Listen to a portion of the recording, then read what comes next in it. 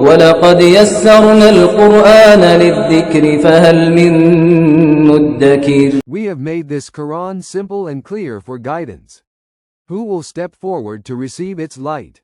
Dear learners, in this lesson, we are going to discuss a sound called velar plosive sound. Let's begin. Dear students, when the back of the tongue touches the soft palate, stopping the air completely, and then releases it with a light explosion, and making ka sound, that is similar to kite in English.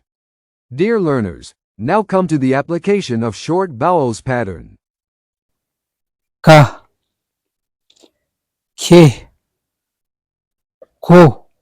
Now come to the long vowels pattern. We use long vowel pattern to give length and stress to the sound. Long vowels are called weak letters.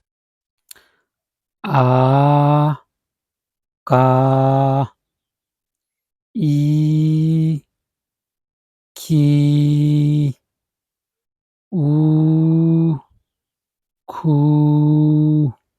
Now come to example. In Arabic language, book is called kitab.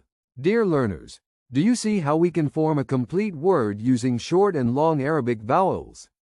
Step by step, we will continue learning Arabic in this way. By doing so, you will not only be able to understand the Quran, but you will also be able to communicate in this language. Stay connected with the tutorials. Thank you.